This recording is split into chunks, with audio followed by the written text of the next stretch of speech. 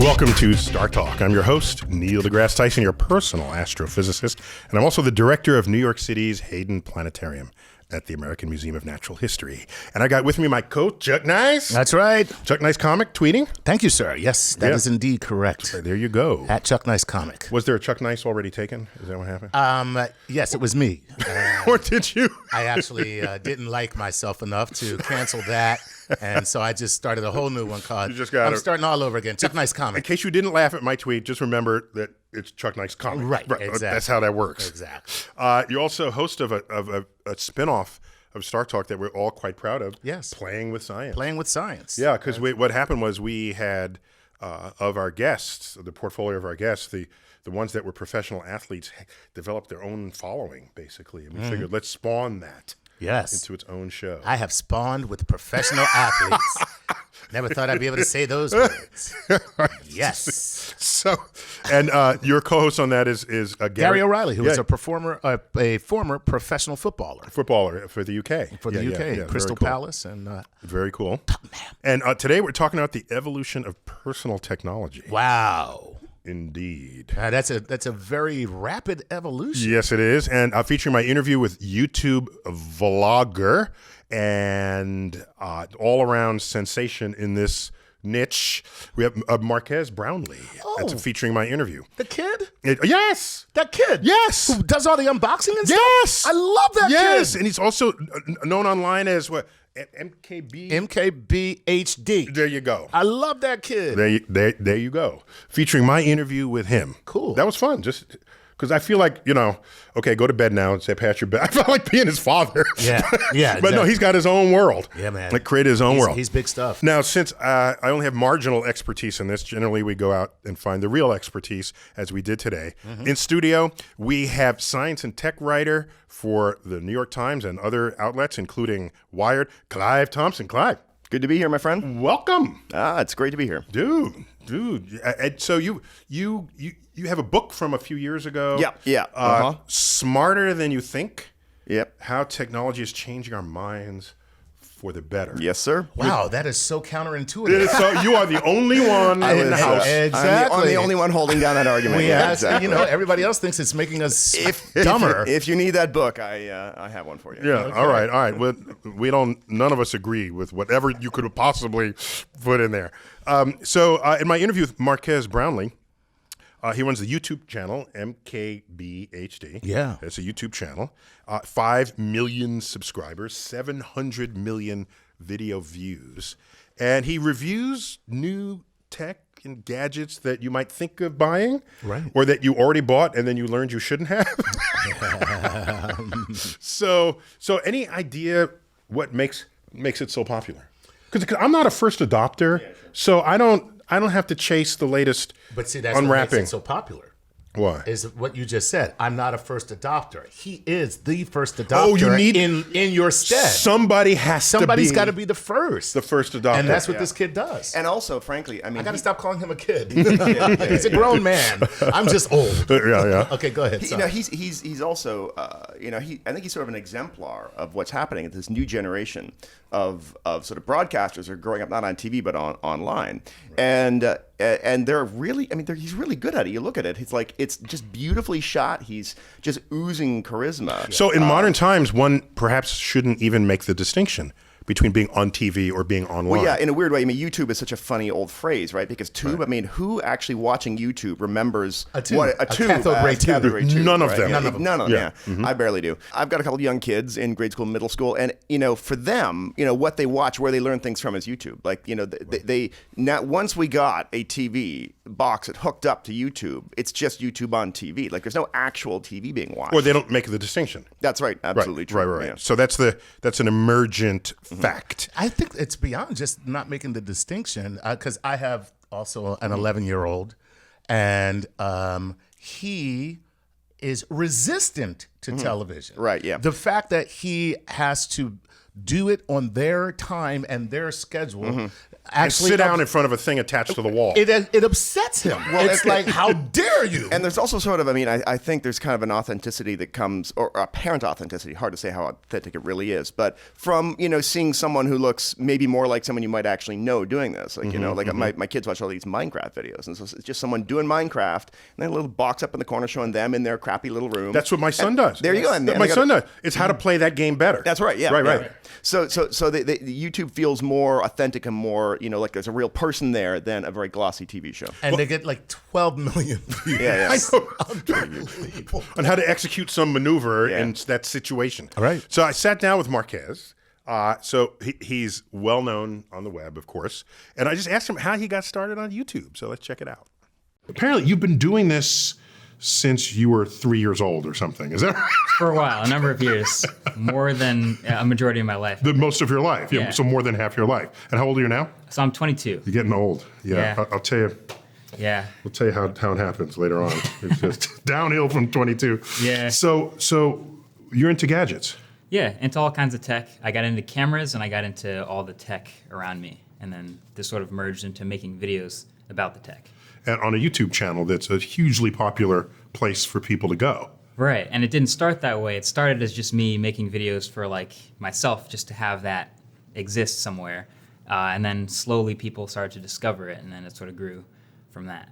And so doesn't this cost money? To review a gadget, you got to own the gadget or somehow obtain it. Right. So what'd you do? I was in school, so I was using a laptop for school, so I reviewed the laptop, and I reviewed a bunch of free software on the laptop. And then I started reviewing paid things that I bought, maybe the cooler for the laptop. That's the kind of stuff that got you off the ground, and then you sort of proceed to check out more elaborate or extravagant things. And then people come to depend on you. A little bit, yeah. I'm not buying it unless Marques. When it's something you use as daily as like a smartphone, for example, that's the kind of thing you do actually put a lot of research into and watch a whole bunch of videos on before you actually buy it. So when did you realize you started having a following? I think one of the turning points is a video I did about a web browser when Safari by Apple came to Windows. I made a video about that, woke up the next morning and I had a couple of thousand views from people who weren't subscribed. And that was kind of a light bulb moment, like, oh, people actually kind of care about this timely information. And by then you had just turned 5 years old. I think I was probably about 15, so I'll give myself Same that. difference. I just wondered, did your parents worry about you? If you're just playing with gadgets, he'll never amount to anything. He's just playing with these toys. I gotta guess yes. I don't actually know the answer, but I would guess yeah. Yeah, it's one of those. I'm betting it's one of those things. Yeah. He'll never amount. They're sitting there shaking their head as you're just playing with your electronic toys. Just editing a video, doing nothing with his Friday. He's just doing nothing. Such is always the case when the next generation defines what the future will be. So, Clive, how would you distinguish your childhood from his? Because you started writing and you cared about the same gadgets and software that he did, but not in that era. So. That's right. Yeah. I mean, this is like, I grew up in the 80s, and then when I get out of college in the 90s, there's no smartphones yet. There's barely an intranet, right? There was like a lot of these text BBSs. Al Gore had to invent it first. Yeah, absolutely. Message boards. Message board. Yeah, that's what it was. Yeah. So I kind of had them, and like, so I could see the future coming with message boards. I could sort of figure out what was happening, right? But yeah, my youth is very, very different, and I think Wait, you would have come of age during the earliest cell phones, then, correct? I was mid 90s. Was that? No, I was well into my 20s when the mobile phones came out, basically. Okay. So Did you have the shoulder-mounted one? Exactly. Yeah, the ones you can use to deflect bullets. Yeah, no. They're calling Mars. That's right. Exactly. They were. Yeah. No, I mean, I think it was very different, and I think there's some things I would have liked about it. I mean, I look at the online world now, and I think I wish I had some of this stuff. I was in a band in high school, right? So we make a couple, a small EP of music. Who heard that? No one, right? Okay, so you wish nobody. you were born 15 years later. Yeah, I'd say that's so. really what you're saying. In some respects, His band would have put the thing out on YouTube. Then then it ended up 1,000 on people Ellen. heard it. Okay. Right? Ellen sees it. Ellen would have found it. Then Yeah, before you know it, it's just like, Exactly. whoa. Look Okay, at us. so I try to take a cosmic view on these matters. Okay. And I just try to imagine in 20 years, Marques Brownlee saying, gee, I wish I was born 15 years later. Right. Because of something else. What else would that it would be? have made Right. some next generation even more potent. YouTube of the mind. Of the mind, yeah. Right. But yeah, It's hard, just- USB into exactly. the. You just jack in and you close your eyes. You don't even have to close your eyes. Right, it just sends it to wherever sends it's got to it be. where- yeah, Right, exactly. right. Implants it in Right. people.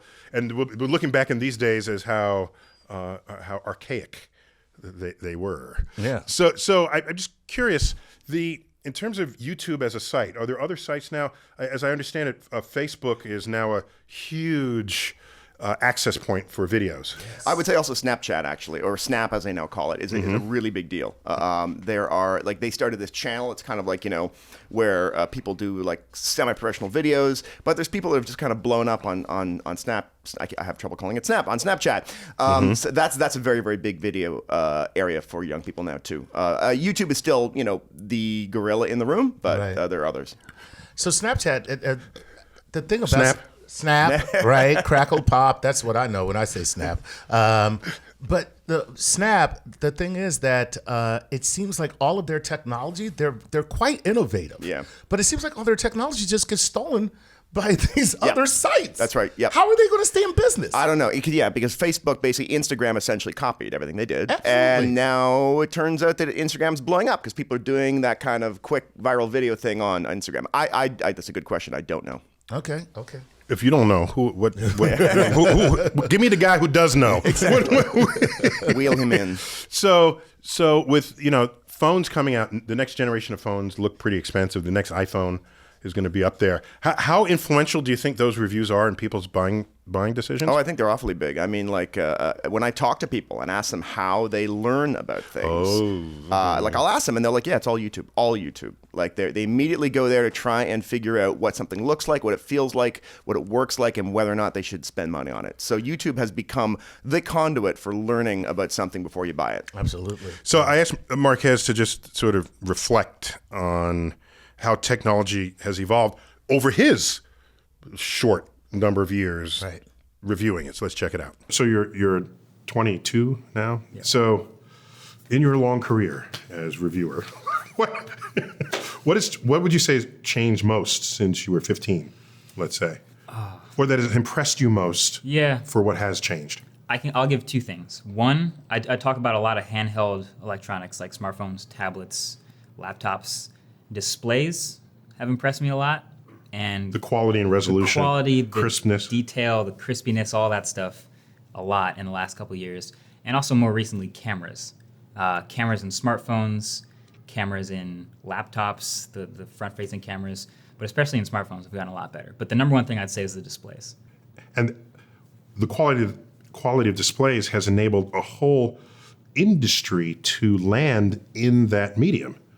Isn't that correct? Yeah. It's not just making what you saw previously better. Yeah. It is opening up entire new industries. Is that a fair statement? Virtual reality is an example where you wouldn't have a super high resolution display right up against your face with a lens to focus on it to put you in another world. That would not be possible with the displays 4 or 5 years ago. Because that close to your face, the lower resolution would be unsellable to you. Yeah. Is that a fair? Yeah. Okay. So we've crossed certain thresholds of device innovation. Yeah. Apple might use the term retina display to describe a display where the pixel density is so great that your eye cannot discern individual pixels. Pretty much every phone has a retina display at this point, where 5 years ago that was not the case.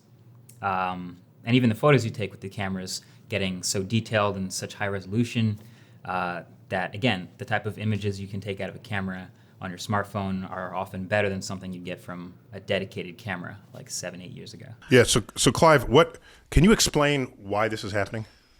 Yeah, I mean, it's just demand and supply, right? So once... No, I didn't know the demand stuff that I'm buying now. I mean, like it's like, oh my gosh, I guess that's kind of cool. Once people started, once the iPhone came out and people realized that they wanted... 10 years ago, right. iPhone comes out and they don't want a little flip phone anymore. They want something as a screen on it, right? So that produces an enormous demand for those screens. And over in, Asia, the factories start working. The price drops dramatically. And so the high end is always chasing more and more pixels and more resolution and greater brightness. But even that has dropped to the point where, like, it's an expensive part of the phone, but it's amazing how cheap you can get really nice screens now over in Asia. So all right, now I have a nice screen, but like I said, I never would have imagined using my cell phone saying, gee, I want to take a picture with my cell phone. Oh, I see what you mean. This was not an urge. Yeah, that's right. I don't think anybody had that urge. Nope. I think what might have driven that. In fact, I thought they were forcing it on me initially. Yeah, they did. Right. They were. If Right. you remember, and I think what did it was, believe it or not, apps. What the advent of apps and these photo apps that allowed you to do your own little photoshopping and to manipulate so you became a images participant and in then the- post them. It's like Yeah, I mean, I think in many ways the tipping point was probably Instagram, right? So that was the first thing where you could take a picture and you put a filter on it and make it look prettier than what you did, right? And this was an intentional thing that Kevin Systrom, the guy that invented it, was talking about with his girlfriend when he was designing it, about sharing photos. And she said to him, they were talking about it, and she was like, the problem is I don't want to share my photos, they don't look as good as yours. He's a big, analog camera guy. And he said, well, that's because I'm using all these films that produce these lovely filtering effects. She said, well, you need to put some filters in that thing. Lo and behold, that's exactly what worked. Because you could take pictures, make them look pretty, instantly share them, that took off. Are we going to go up against, is there some Moore's law of personal technology? Yeah, there is. And is that going to end? Is that going to level first off? of all, guys, let me just say that there are some people who may not be familiar with what Moore's law is. I mean, I know what it is. Other people might But, not know. those other people listening may not. But what is Moore's law? In brief, Moore's law is the observation, several decades ago that computer chips were getting basically twice as fast every 18 months, right? And that's because they could make the components smaller and smaller and smaller. They are now at the atomic level. Those wires are so tiny you can't make them any smaller.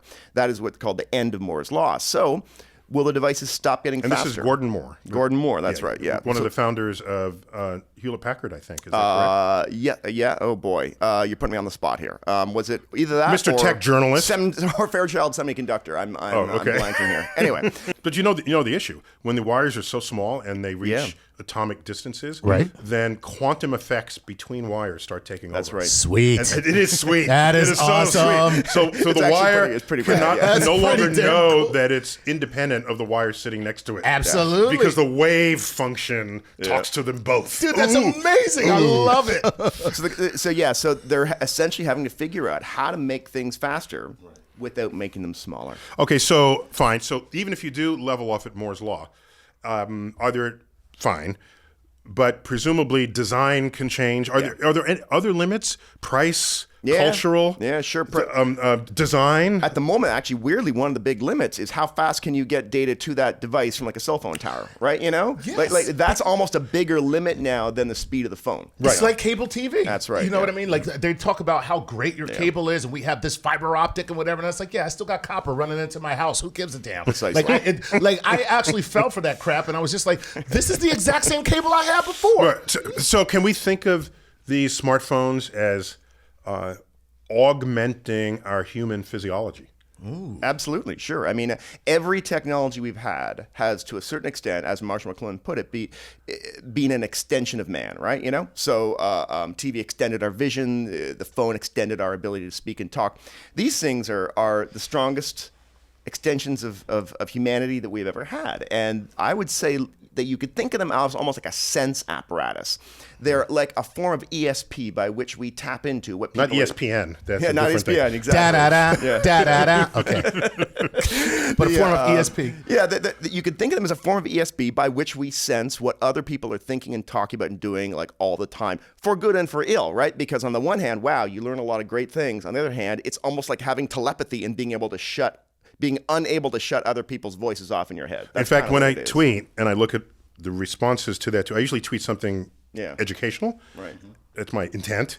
And I try to add a little funny in it if I can. Just a little, just You do a good job, I'm going to say. It's all right. Yeah, I'm not going to blow smoke. I get B plus. I get B plus. I'll give you a B plus, yeah. Okay. So I look at the response to it, and that informs, I see that as a neurosynaptic snapshot of the instantaneous reaction to words I use, to phrases I compose, to ideas I put out there. And then when I give a public talk, I fold those in, and I'm a way better communicator because of it. No, so that's my ESP in a sense. Yeah, that's right. Getting inside the head of a million people.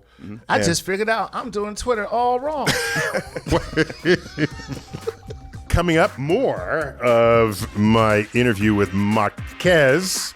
and it's and all in his capacity to tell us what's going down in the technology spectrum when StarTalk returns. We're back on StarTalk. I'm Neil deGrasse Tyson, co-host Chuck Nice. In studio guest today, Clive Thompson, a tech writer for the New York Times and Wired and other venues. A few others.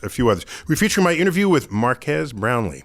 He's a 20-something, early 20s reviewer of tech devices that you might think of getting. Yeah. He does this on the internet, has millions of followers. And so I got here sort of an interesting sort of perspective, okay, on what role these portable technologies might play today. So I just had to ask him what that relationship was between these technologies and our lives. Let's check it out. You've only really ever known the internet as a thing in your life, rather than having to have transitioned from walking to the library to get information and data. Yeah. So to you, your life is practically defined, enabled by information you get on the internet, what those apps do for you as you conduct your life. So there's a certain amount of trust that you place in this information, in the integrity of this information. I have an app on my phone called Google Now. And if I go to class enough times with my phone in my pocket, it knows that I go there every day. So it puts that down as where I work, but it knows I go there every day. And if it's far enough away that I drive there every day, it'll start to show me a card in the morning of when I should leave based on traffic to get there on time, because I go there the same time every day. So now it's helping me get there on time because it knows where I go every day. If there's an accident, it'll wake me up earlier to tell me you should head out earlier. Because there's an accident on the road there. There's an accident on the road you're about to take to get to the place you're about to go. And you're okay with all this? I'm okay with all of it because it's helping me. If they're, people don't like to think that, Google knows all this about us. They're going to use this information, or even the machines that are collecting the information can turn and use it. I feel like if they're giving back this information to help me in this way, that's actually really useful. I'm okay with it. So I'm the senior citizen among the three of us. In my day, privacy was paramount. Yeah, absolutely. And I don't know that this next generation gives a rat's ass about privacy. Not at all. All their stuff is on the internet. Where their height, their weight, their sexual preference, their gender pronoun, and can you just offer some reflections on the meaning of privacy in the era of, quote, helpful apps? Yeah. Helpful apps? I mean, it's definitely changed a lot for exactly the reasons we've been talking about. It is sort of impossible if you're young right now to have a social life without participating in, all these apps. If you social apps, exactly. Like whether that's Snapchat or Facebook or whatever, you're kind of off the grid. Yeah, and there are abstainers. It's kind of funny. You will find young people who are like, I will have no truck with this. But they're the ones who are like kind of the iconoclasts who don't really care about having a big group of friends. So I think one of the problems young people have is that it's not even necessarily that they have a fundamentally different attitude towards privacy, but they have no choice but to do these types of things in the same way that maybe for us when we were younger, not getting a driver's license was sort of basically a vow of I'm never going anywhere that the cool kids are going, right? You could have said, hey, I think... I grew up in New York City. Yeah, okay. I grew up in suburban Toronto, so you needed to drive. Yeah. And so, if you back then, if you opted out from that technology, you had a real social trouble, right? So these are cultural, social forces operating. Absolutely. And if you're in the middle of it, you don't even know that there was another option. Yep. But my problem is that you heard in his statement was resident a certain amount of trust in the responsibility that Google has for all this information. Yeah, he's trusting these companies. He's very trusting. Yeah. Do you trust? What's your trust level? Wow. I don't trust anybody. That's what I'm saying. No, not in a conspiracy way. No. It's just I don't want you knowing this about me. Because it's power, and we all know power corrupts. That's what I'm saying. Knowledge about you is power. That's power Over you. That's right. Franklin Ford. We sound like old people on the I know. I was about to say, let me tell you something. The only way this could have got worse. Here's Google. Okay, especially in the black community. Here's Google if it had been invented 25 years ago. Google in the black community. Why don't you mind your damn business? Exactly. That's basically that's the response. But go ahead. So Franklin Ford just came up with a book. He talks about big tech, right? And he means the great, big, huge companies that have massive amounts of power.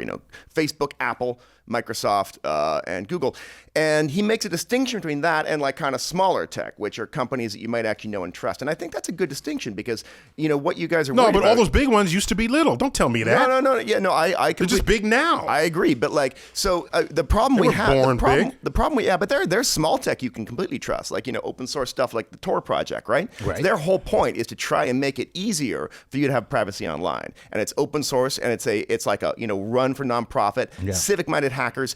There is technology out there that you can trust. It's not the stuff that is big and is rewarded heavily by the market. Right? By commercial entities. Exactly. It's all about the commercial entities. Is there anything advertising. Advertising. Is there anything out there that you've said, Yeah. all right, that crosses the line?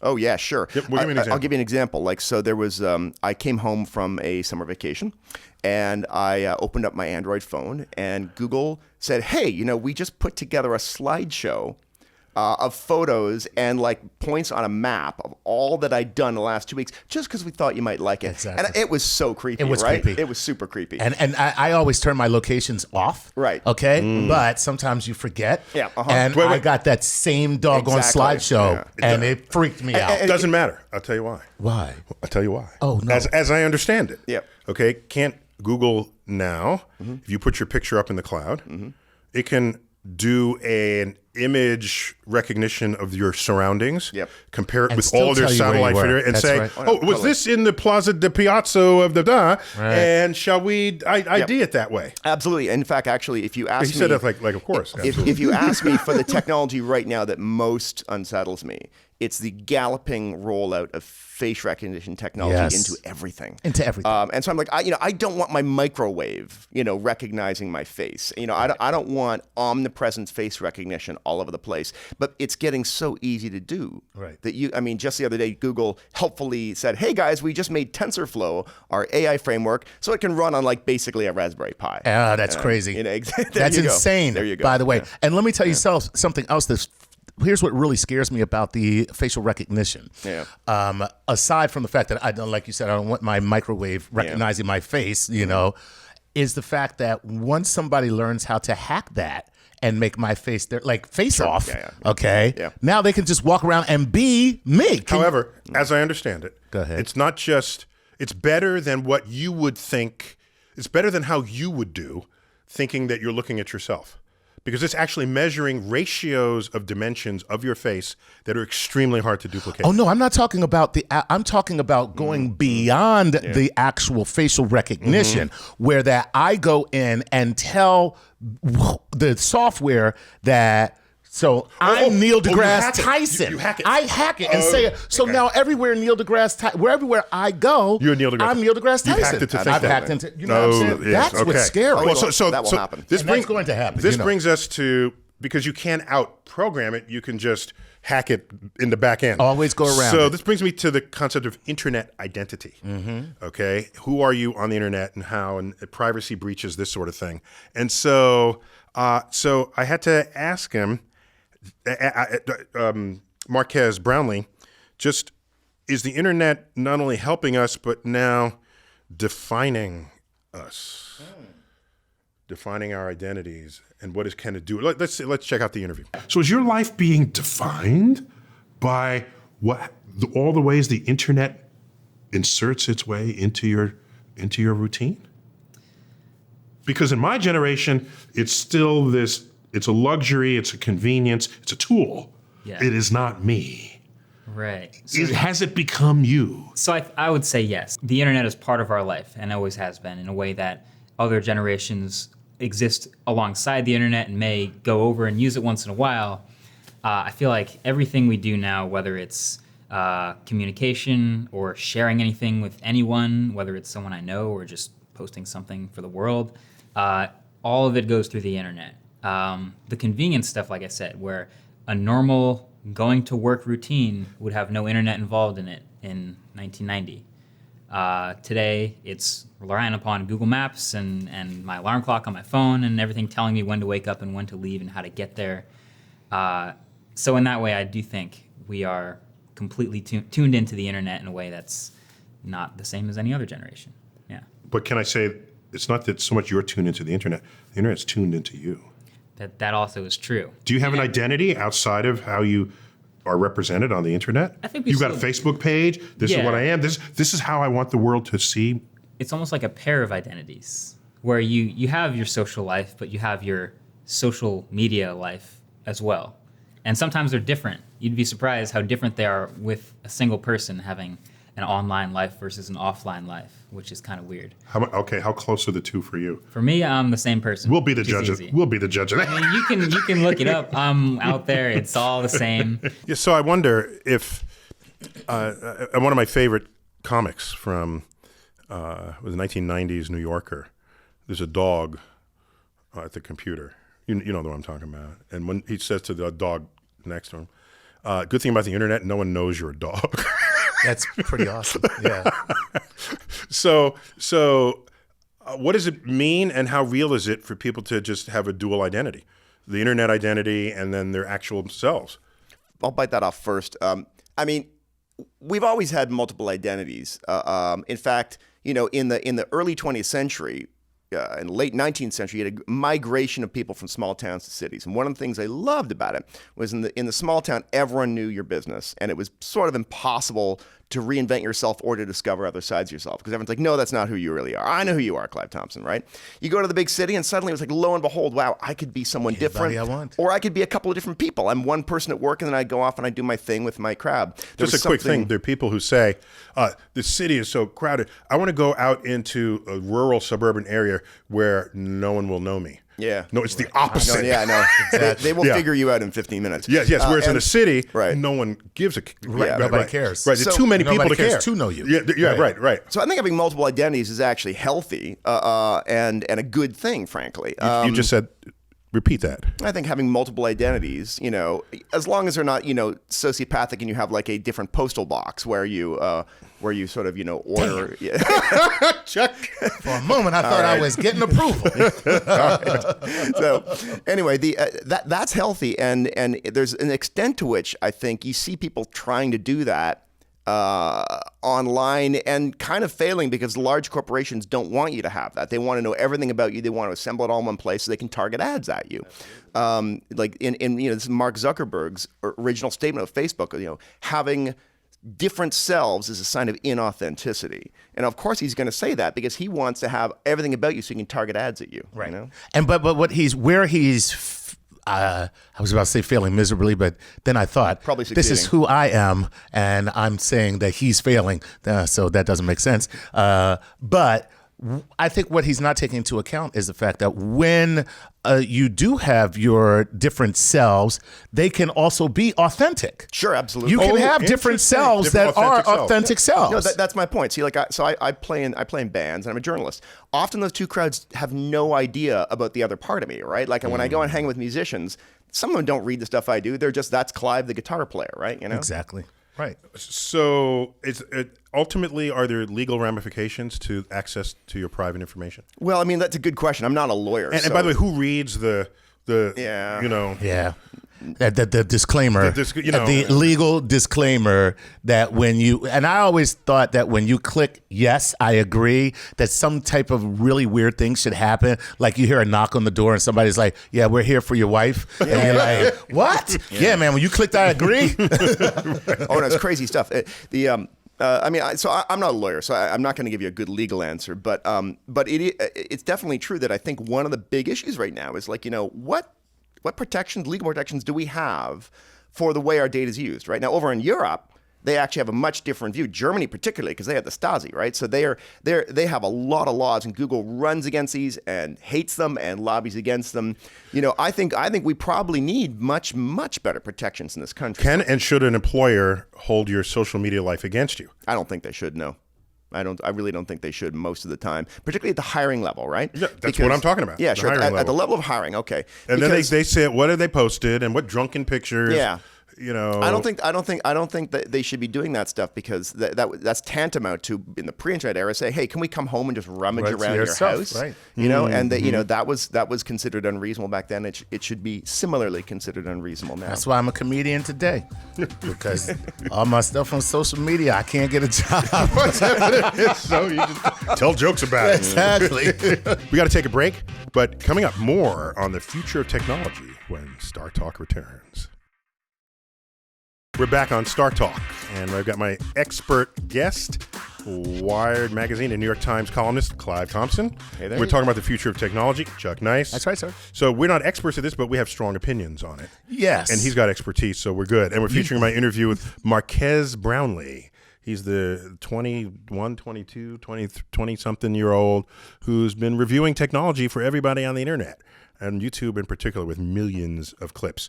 So I had to ask him, where does he think technology is headed? Let's check it out. What are you going to be telling your kids?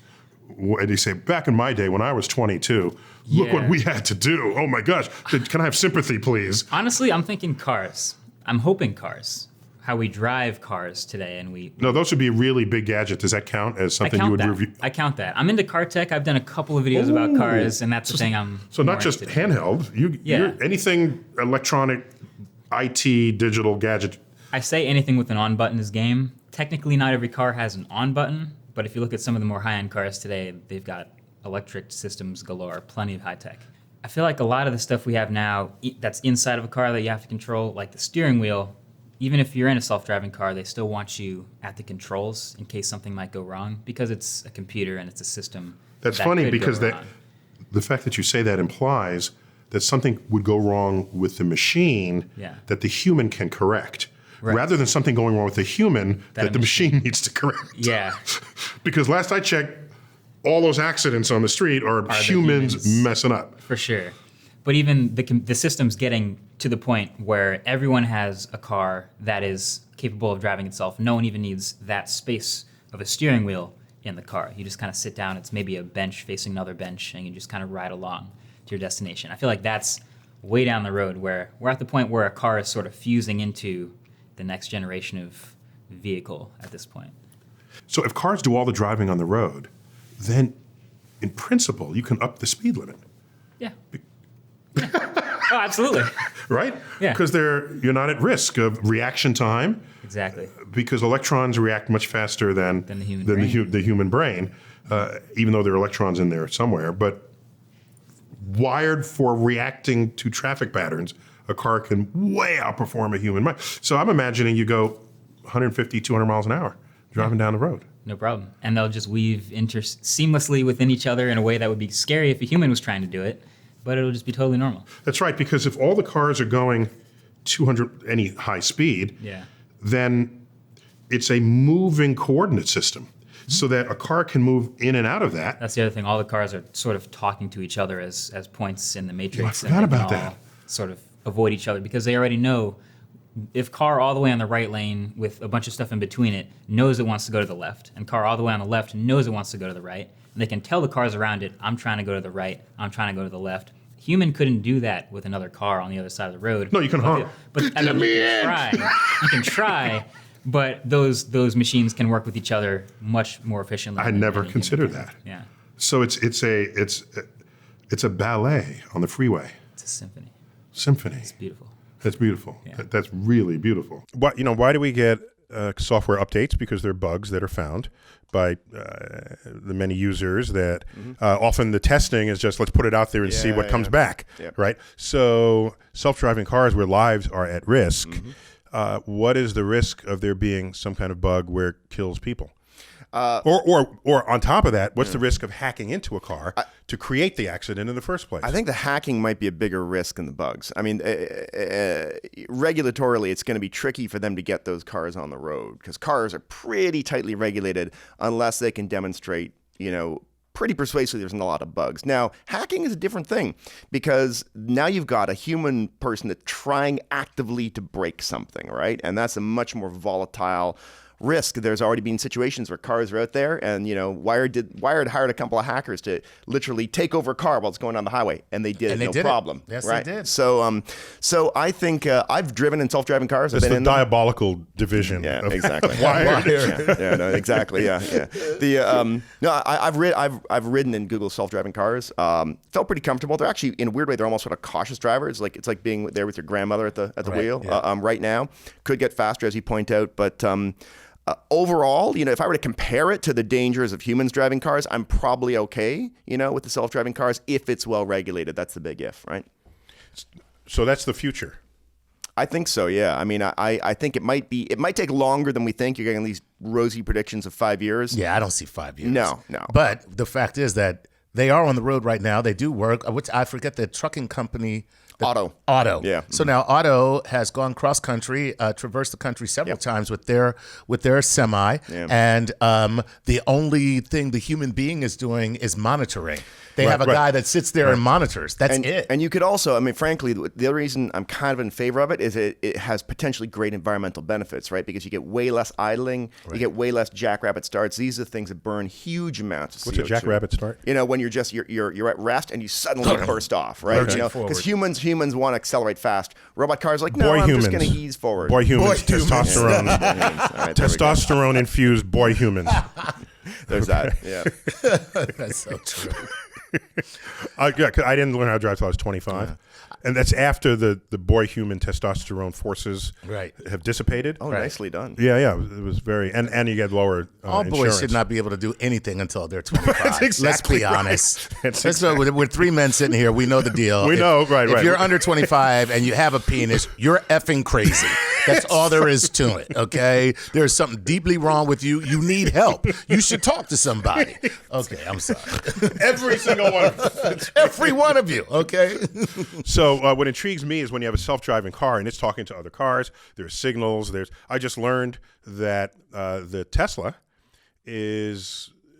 talks to other Teslas. So if you come onto a bumpy road and then you make the adjustment to change your suspension, which of course you can do, that information goes to the next Tesla, any other Tesla that will be on that road, and it'll pre-adjust the suspension before it enters the bumpy part of the road. See, this is where the stuff just gets creepy, man. This is what I'm talking about. Don't you want your car to know?